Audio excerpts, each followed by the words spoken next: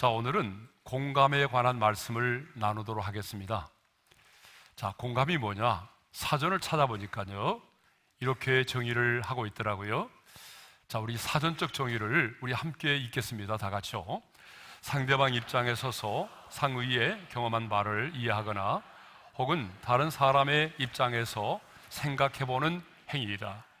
자, 이것이 바로 공감이라는 거죠. 그런데 공감에는요, 인지적인 공감이 있고 감정적 공감, 정서적 공감이라고 하는 것이 있어요. 자, 예를 들면 내가 상대를 알고 이해하는 것을 인지적 공감이라고 말합니다.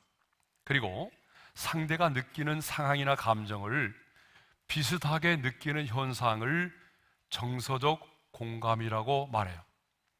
그런데 여러분, 순서로 말하면요, 바로 인지적 공감이 먼저입니다. 왜냐하면 상대가 처하여 있는 상황을 내가 알아야만이 공감할 수가 있기 때문이죠. 자, 예를 한번 들어보겠습니다. 군대 간 아들이요, 전화를 했어요. 그리고 아빠한테 말합니다. 아빠, 너무 힘들어. 그런데 그런 아들에게 아빠가 이렇게 말하죠. 아빠가 군생활 할 때는 말이야, 겨울에 동상 걸리고 쉬는 날에도 작업하고 밤마다 고참병들에게 끌려가서 구타를 당하지 않은 날은 거의 없었어. 그리고 군 복무 기간도 3년이었어. 너는 지금 1년 8개월이잖아. 그때와 비교해보면 지금 군대는 유치원보다 못하지. 그런데 뭐가 힘들다고 그래? 여러분, 이렇게 말하면요, 공감이 안 되기 때문에 더 이상 대화가 안 되는 거예요. 그런 아빠들 몇 명 보여요, 지금 보니까. 요즘에 회사의 구조조정으로 인해서 일찍 퇴직하신 분들이 계세요. 그래서 집에 계신 남편분들이 계시는데, 사실 가족을 책임져야 되는 가장으로서 직장에 나갈 수 없게 됐으니까 그 마음이 얼마나 힘들겠어요. 영국의 의학 저널의 통계에 의하면 퇴직이 빠를수록 수명이 짧다는 통계가 나왔어요. 그만큼 스트레스를 많이 받고 있다는 얘기죠. 그런데 그런 남편에게 아내가 말합니다. 당신 언제까지 이렇게 지낼 거야? 여러분, 이렇게 말한다면 여러분 공감이 안 되겠죠. 답답하니까 대화가 안 되니까. 그러니까 남편이 뭐예요? 그냥 김밥 싸들고 산으로 올라가는 거예요. 예? 자, 남편이 출근하려고 하는데 아내가 이렇게 말합니다. 여보, 나 오늘 참 많이 아프다. 그렇게 말하니까 출근하는 남편이 말이죠, 아프면 약 먹어. 그래도 안 되면 병원 가고. 여러분, 이렇게 말하고 떠나버린다면 여러분, 남편과 공감이 안 되는 거죠. 친밀한 관계가 유지하기 어려워지는 거예요. 그러므로 이 세상을 살아가는 우리들에게는요, 상대가 처해 있는 상황을 이해하고 상대의 기분과 감정을 이해해 줄 수 있는 뭐가 필요하다? 공감이 필요하다. 뭐가 필요하다고요? 예, 공감이 필요하다는 것입니다. 그런데 성경을 보게 되면 우리 하나님이 어떤 분이시냐면 우리의 아픔에 공감해 주시는 하나님이십니다. 전능하신 하나님, 이 세상을 창조하신 그 하나님이 여러분, 우리에 대하여 공감을 해 주신다는 거예요.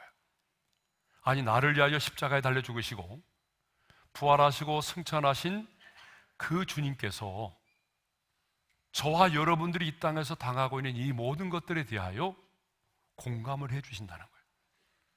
그래서 오늘은 저는 공감해 주시는 하나님에 대한 말씀을 전하려고 합니다. 공감하시는 하나님. 그런데 이 공감하시는 하나님을 전하기 전에 우리의 아픔과 고난에 대하여 공감해 주시는 하나님이 어떤 하나님이신지에 대해서 먼저 살펴보고자 합니다.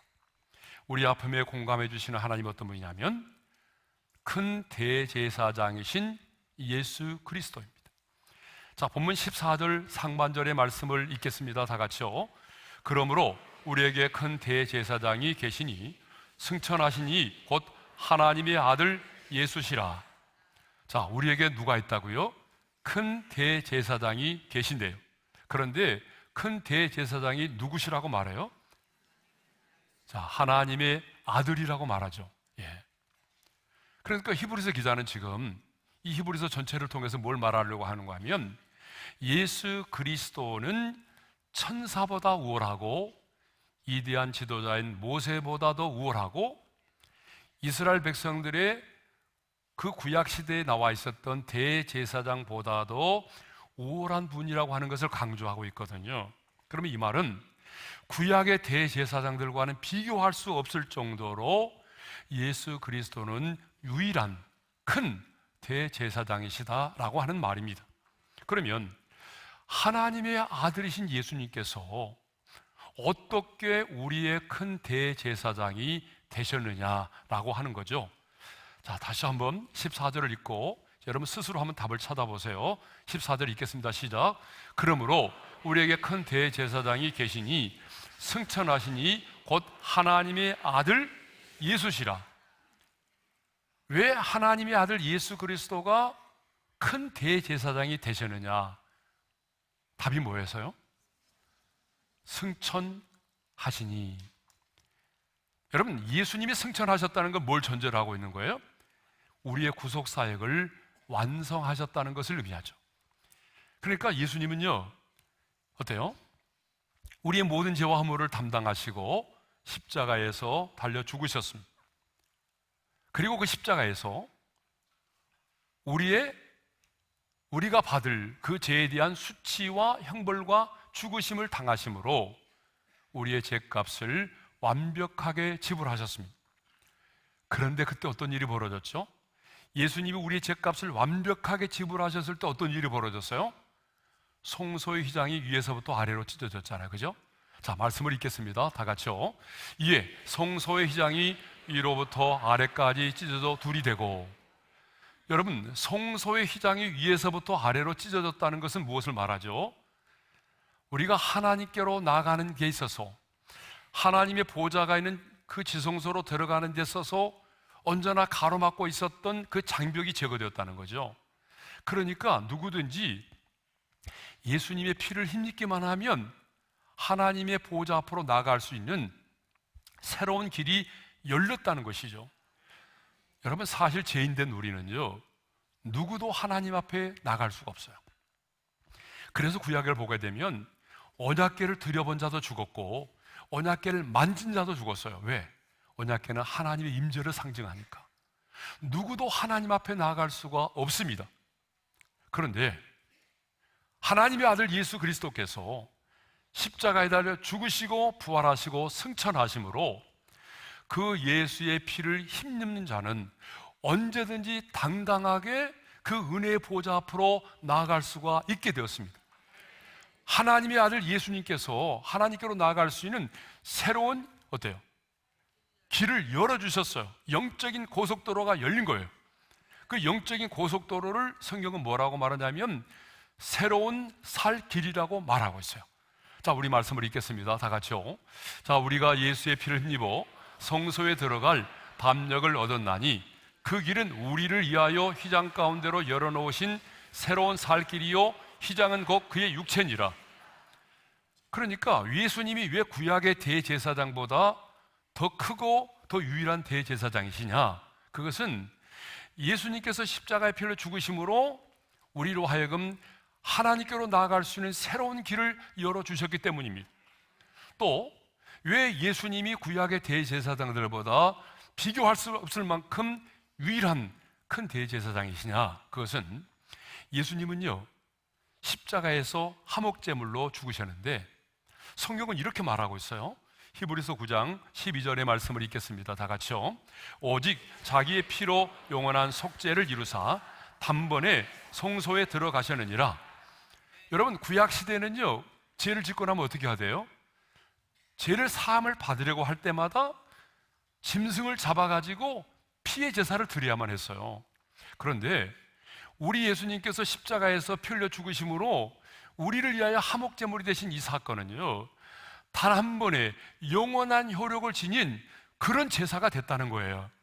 완전한 제사를 드리셨어요. 그러므로 이제는 우리가 죄를 짓고 나면 구약의 백성들처럼 짐승을 잡아가지고 제사를 드리는 일은 필요 없게 됐어요.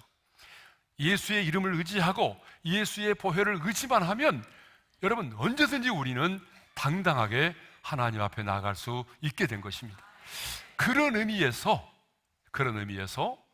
하나님의 아들 예수 그리스도가 구약의 대제사장과는 비교할 수 없는 유일한 큰 대제사장이라고 말씀하고 있는 거죠. 그런데 우리에게 있는 큰 대제사장 하나님의 아들 예수 그리스도는요, 우리의 연약함, 우리의 아픔에 대해서 공감하시는 하나님이시라는 거예요. 자, 15절 상반절의 말씀을 읽겠습니다. 다 같이요. 우리에게 있는 대제사장은 우리의 연약함을 동정하지 못하실 리가 아니요. 여러분 이 말씀을 잘 보세요. 부정의 부정은 긍정이라는 거 알고 계시죠?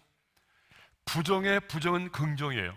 그러니까 우리의 연약함을 동정하지 못하실 리가 아니요. 이 말은 무슨 말이죠? 우리에게 있는 대제사장은 우리의 연약함을 동정하시는 분이라는 거죠. 그러면 이 동정하다라고 하는 말의 뜻이 뭐예요? 동정하다는 것은 긍휼한 마음을 가지고 공감한다는 거예요. 긍휼한 마음을 가지고 공감한다는 게 바로 동정한다는 거예요. 그러므로 우리에게 있는 대제사장이신 예수님은 우리가 연약해서 넘어지고 쓰러지고 고난과 역경 속에서 힘들어하는 우리의 모습을 보면서 긍휼한 마음으로 공감하십니다. 하늘에 계셔서 우리를 위하여 간구하시는 예수님은 우리의 아픔을 그냥 못 본 채 하고 지나가시는 분이 아니라 우리의 아픔을 함께 느끼고 함께 공감해 주시는 분이라는 거예요. 근데 여러분, 이제 중요한 것이 뭐냐 그러면 이 사실이 오늘 내게 있어서 믿어지느냐는 거예요. 지금 우리 중에는요, 말씀을 듣지만 이 사실이 믿어지는 사람도 있고, 말씀을 들으면서도 아니야, 내 안에도 내 마음을 모르는데 어떻게 알아 하면서 이해를 못 하시는 분, 믿어지지 않는 분이 있어요. 자, 그러면 어떻게 이런 일이 가능하자는 거예요? 어떻게 이런 일이 가능할까요? 하나님은 전능하신 하나님이고 나는 그분 앞에서 너무나 작고 보잘것없고 초라한 인간인데 어떻게 하나님이 지금 내가 처해 있는 이 상황을 아시고 나의 아픔에 공감해 주실 수 있겠느냐는 거예요. 하나님이 우리의 아픔에 공감하시는 근거, 이유가 있습니다. 저는 그 근거, 그 이유를 여러분들에게 말씀을 드리고자 합니다. 첫째로, 맺어진 관계 때문입니다. 자, 우리는 예수를 믿기 전에 하나님과 우리 사이는 어떤 관계냐 그러면 우리는 죄의 종들이었습니다. 죄의 종들이었어요. 뿐만 아니라 하나님과 원수된 관계에 있었습니다. 그리고 우리는 이 세상의 풍속을 따랐던 사람들입니다. 장명소 가서 이름 짓고 손 없는 날에 이사하고 사주팔자 보고 푸닥거리 했던 사람들입니다. 그래서 본질적으로 하나님의 진노를 피하여 갈 수 없는 진노의 자식이었습니다, 과거의 우리가. 그런데 저와 여러분이 예수를 믿음으로 어떻게 됐어요? 신분이 바뀌었어요. 예수를 믿고 우리 신분이 어떻게 바뀌었어요? 하나님이 나의 아빠, 아버지가 되고 우리는 그분의 자녀가 됐습니다.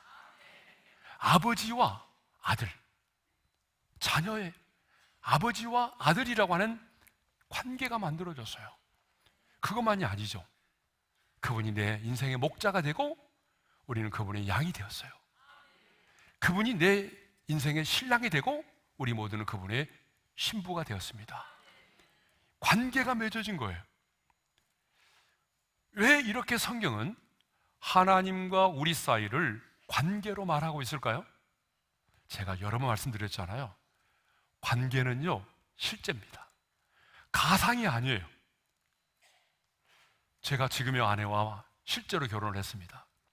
지금의 아내라고 그러니까 그러면 이전에도 아내가 또 있었는가? 이렇게 생각하는 분이 있을지 모르지만 이전에도 없었습니다. 지금의 아내와 만나서 실제적으로 결혼을 했고 실제로 부부의 관계를 맺고 살아갑니다. 제 아내는 저의 아바타가 아닙니다. 그러므로 우리는요, 함께 먹고 함께 자고 함께 기도의 제목을 나누고 함께 예배도 드리고 인생에 어떤 어려움이 있으면 함께 아파하고 나누며 살아갑니다. 제 아내는 가끔 자다가요, 다리에 쥐가 난다고 그렇게 말을 할 때가 있어요. 다리에 쥐가 나네, 여보 다리에 쥐가 나는데 주물러 주세요. 그러면 자다가도 벌떡 일어나서 제 아내의 다리를 마사지. 예. 여러분 왜 그럴까요? 제 아내와의 관계 때문이죠.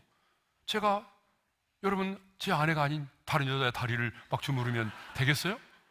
말이 안 되는 거잖아요. 관계가 맺어지면요, 관점이 바뀝니다. 여러분 그러잖아요. 관계가 맺어지면요, 그 사람을 향한 시선이 바뀌고 관점이 바뀌어요. 그 상대방의 관계를 맺은 사람의 아픔이 나의 아픔이 되고 그 사람의 기쁨이 나의 기쁨이 되는 거예요. 여러분 자녀가 아프면요, 부모의 마음은 어떻던가요? 동일하게 아파요. 자녀가 힘들어하는 모습을 바라보는 부모의 마음도 동일하게 힘들어요. 제가 예전에 장기 금식을 할 때 20일이 넘어지면서 그때부터 잠을 자지 못하고 계속 토했어요. 그 소식을 들은 저희 아버님이 시골에서 올라왔어요.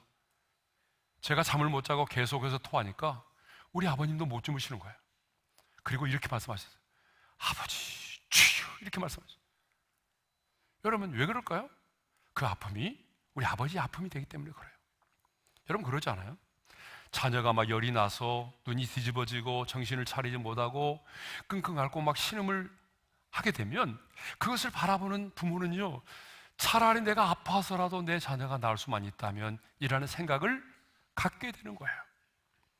여러분 사랑하는 손주가 이제 막 말을 배워가지고 할미 막 그렇게 말을 하기 시작해요. 그리고 아기상 뚜루뚜루 막 그런 노래를 막 부르고 춤을 추기 시작해요. 그럼 어떻든가요, 여러분? 막 뺨을 때리는 사람이 찾아가서 그런 사람 없어요. 너무 기분이 좋아요. 같이 공감하죠. 여러분 그러잖아요. 그런데 그 또래 아이가요, 다른 아이가 TV에 나와가지고 막 동백아가씨, 황성애터를 막 구성지게 너무 잘 부르는 거예요. 그러면 어때 기분이? 별로 안 좋아요. 예? 어떨 때는요, 불편한 감정을 느끼기도 해요. 얼마나 많이 불렀으면 이렇게 부를까, 이런 생각을 하면서. 자 여러분, 내 손주는요 아기 상어만 불러도 기분이 좋아요. 그런데 다른 아이는요 동백아가씨를 너무 잘 불러도 별로 기분이 안 좋아요. 왜 그러냐? 왜 그럴까요? 관계 때문에 그래요. 관계가 맺어지면 관점이 바뀌어요. 관계가 맺어지면요 그 아픔이 나의 아픔이 되고 그 기쁨이 나의 기쁨이 되는 거예요. 사랑하면 더 사랑할수록 그 아픔은 깊어지는 거예요. 아멘? 네. 우리 하나님도 마찬가지입니다. 우리가 예수를 믿을 때 주님이 영으로 우리 안에 들어와 거하시잖아요. 그래서 주님이 내 안에, 내가 주님 안에 거하는 정말 인간의 상식으로 이해할 수 없는 신비적인 연합이 이루어졌어요. 그래서 교회를 그리스도의 몸이라고 말하잖아요. 교회는 건물이 아닙니다. 그리스도의 몸에 접붙임 받은 주님의 몸이에요. 그리고 주님이 이 교회의 머리가 되셨어요. 그러니까 몸과 머리는요 분리될 수가 없어요. 하나예요. 우리 몸에 어딘가가 아프면 어때요? 우리의 머리도 아프잖아요. 여러분 그러잖아요. 예? 우리의 몸이 뭔가 이렇게 여러분이 요리를 하다가 뜨거운 거 손을 댔어요. 아야 하는데 머리가 웃고 있어요? 그건 아니죠. 있을 수가 없어요. 여러분 마찬가지예요. 주님과 내가 신비하게 연합되어 있어요. 몸과 머리는 하나예요. 그래서 사울이라는 청년이 다메섹 도상에서 부활하신 주님을 만났을 때에 부활하신 주님이 사울에게 이렇게 말했잖아요. 자, 사울아 사울아 내가 어찌하여 나를 박해하느냐? 그러니까 사울이 이렇게 물었어요. 주여 누구시니까? 나는 내가 박해하는 예수라 그랬어요. 여러분 사울이라는 청년은요 예수를 만난 적이 없어요. 만난 적도 없으니까 박해한 적도 없겠죠? 그런데 예수님은 뭐라고 말합니까? 너 왜 나를 박해하느냐라고 말씀하셨어요. 무슨 말이죠? 예수 믿는 신자를 박해하면 그 신자는 그리스도의 몸에 접붙임 받은 사람이기 때문에 나를 박해하는 것이 된다는 거예요. 그래서 주님이 말씀한 거예요. 여러분 우리는 주님과 신비하게 연합되어 있습니다. 예, 관계가 맺어져 있어요. 그렇기 때문에 나의 아픔이 주님의 아픔이 되는 것이고, 하나님은 내 연약함을 아시고 내 아픔에 공감하여 주시는 겁니다. 두 번째 이유가 있습니다. 두 번째 이유는 주님께서 내 모든 연약함을 친히 경험하셨기 때문입니다. 자, 15절 하반절의 말씀을 우리 함께 읽겠습니다. 다 같이요. 모든 일에 우리와 똑같이 시험을 받으신 이로되 죄는 없으시니라. 자, 이 말씀은 큰 대제사장이신 예수님께서 인간의 몸을 입고 이 세상에 오셔서 우리 인간이 이 땅에서 당할 수 있는 모든 고난과 시험을 겪으셨다는 말이에요. 그렇습니다. 여러분, 예수님은 죄가 없으심에도 불구하고 우리가 지금 이 광야의 인생길을 거닐면서 겪고 있는 우리의 모든 연약함과 고난과 그 시험을 주님이 다 경험하셨다는 거예요. 자, 예수님은요, 가난하고 천한 목수의 아들로 태어나 비루한 인생을 사셨습니다. 금수저로 사시지 않았어요. 완전한 흙수저로 사셨어요. 나사렛에서 무슨 선한 것이 나겠느냐? 라는 말씀처럼 주님은요, 끊임없이 무시를 당하며 사셨어요. 뿐만 아니라 자신을 따르고 사랑했던 사람들로부터 배신을 당하셨어요. 마침내 십자가에 달려서서 빨가벗김을 당하시는 그런 수치를 당하셨어요. 온갖 수치와 조롱을 당하셨어요. 뿐만 아니라 주님은 사탄으로부터 물질과 명예와 권력이라고 하는 그런 시험도 받으셨어요. 그러므로 주님은 지금 우리가 겪는 이 가난이라고 하는 고통, 이 가난의 고통이 무엇인지를 아세요. 또 남에게 말할 수 없는 이 애로움과 고독, 이것이 무엇인지를 아세요. 또 배신의 아픔이 얼마나 예절한 것인가를 아세요. 우리 인간의 연약함이 무엇인지, 사탄으로부터 우리가 받고 있는 그 시험이 어떤 것인지에 대해서 너무 잘 알고 계세요. 주님은요, 머리가 아닌 가슴으로 공감하신다는 거예요. 왜? 친히 경험하셨기 때문에. 주님은 전능하신 분이죠. 그런데 그 전능하신 능력으로만 우리를 치유하시는 것이 아니라 자신이 이 땅에 사시면서 친히 받으셨던 그 상처, 그 상처를 가지고 오늘 우리의 상처를 치유하신다는 거예요. 어린 시절에 받으셨던 그 상처, 공생의 기간 내내 받으셨던 그 상처, 가난하고 버림받고 예면당하시고 배신을 당하신 그 상처를 가지고 우리의 가슴 속에 있는 이 상처들을 어루만지시면서 치료하신다는 겁니다. 이 땅에 사시는 동안 우리 주님은 참 눈물을 많이 흘리셨어요. 그런데 주님은 자신이 흘렸던 그 많은 눈물을 가지고 오늘 우리가 이 땅을 살아가면서 흘리는 우리의 이 눈물의 아픔을 주님이 치료하신다는 사실입니다. 부모는 자식이 내 마음을 몰라준다고 말하고, 자식은 부모가 내 마음을 몰라준다라고 말하죠. 그럴 수 있어요.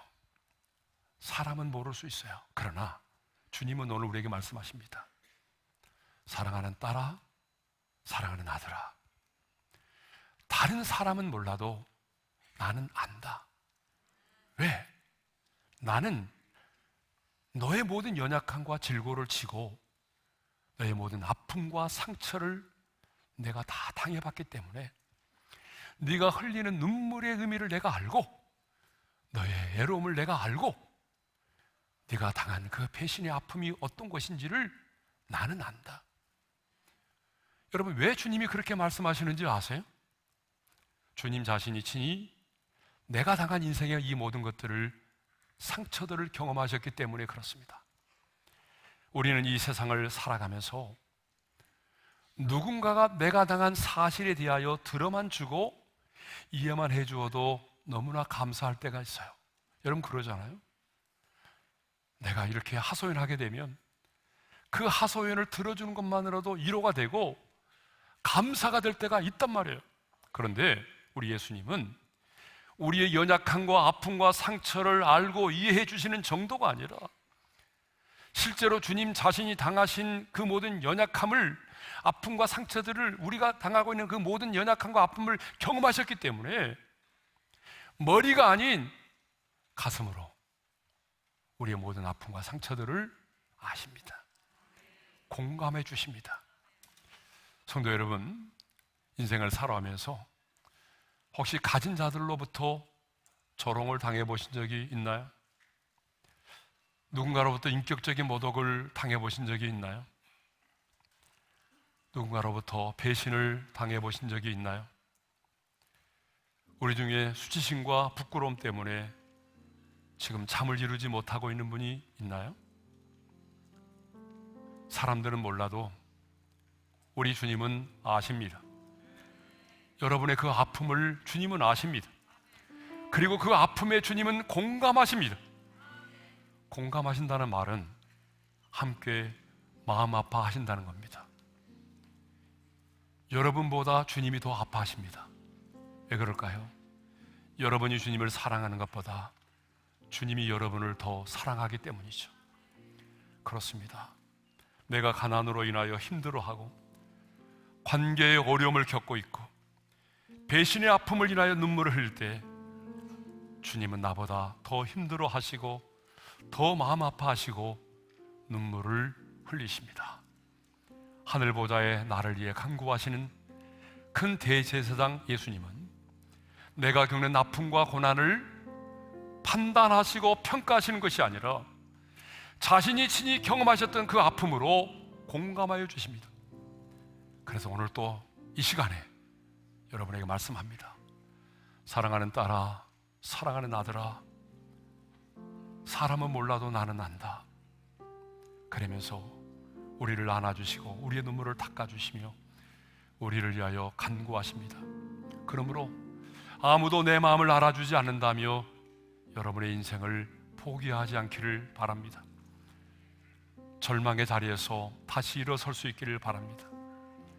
주님은 나의 아픔에 공감하십니다. 그렇다면 주님을 닮기를 원하는 우리도 주님의 그 마음 내게 주셔서 나도 이 땅을 살아가는 동안에 내 남편의 마음에, 내 자녀의 마음에, 내가 사랑하는 사람의 그 마음에 공감할 수 있도록 도와주십시오. 이렇게 기도할 수 있기를 바랍니다.